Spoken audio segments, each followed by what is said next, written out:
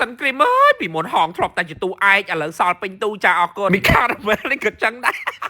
ទៅចិត្តមនុស្សពិបាកស្មានណាបានថ្មីចោលចាមួយសួររកតែមកឆាដូងគ្រីមសូកូឡាដូងគ្រីមកាហ្វេអំបិលហើយចោលមនុស្សផ្សេងហ្នឹងអត់មានដឹកគ្នាខ្លះហ៎ដូងឥឡូវឡើងថ្លៃឲ្យពិបាករកទៀតណាល្មមផ្អាក់ផឹកខ្លះហើយពីមកឆាដូងគ្រីមសូកូឡាដូងគ្រីមហ្នឹងរសជាតិវាឆ្ងាញ់មធ្យមឯងងុំនេះអ្នកធ្វើបើស្អាតចឹងនេះទុបអារម្មណ៍មិនជាប់តែខ្លះវាត្រូវតាមអំណោយផលចឹងដែររបៀបថាញ៉ាំទៅគឺអារម្មណ៍ស្រស់ស្រាយហ្មងចង់និយាយចឹងរបៀបថាយើងផឹកត្រីឆ្ងាញ់វាផ្ដល់រសជាតិដល់មាត់ហើយដល់ពេលយើងបានសម្លឹងឃើញអ្វីដែលស្អាតអញ្ចឹងវាផ្ដល់រសជាតិដល់ភ្នែកអូស្អីគេខ្ញុំកំពុងតែនិយាយពីអីគេខ្ញុំមានអារម្មណ៍ថាខ្ញុំអត់យល់អ្វីដែលខ្លួនឯងនិយាយអ៊ុយវិញវត្តហើយវីដេអូហ្នឹងដូចអត់ទៅណាឆ្ងាយសោះនៅដូចនៅតែកវ៉ែម្ដុំដឹងអត់មានលោតចូលអ្វីដែលថ្មីសោះហ្មងកាត់ទៅកាត់មកនៅតែហ្នឹង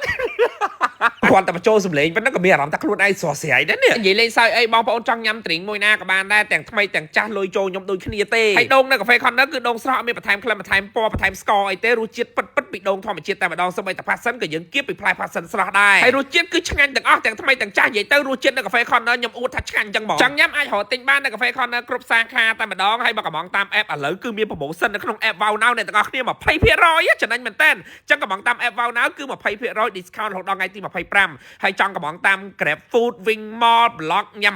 24និង eGet ក៏បានដែរគ្រាន់តែថាអត់មានប្រូម៉ូសិនទេមានប្រូម៉ូសិន20%តែនៅក្នុង app Wow Now ប៉ុណ្ណោះ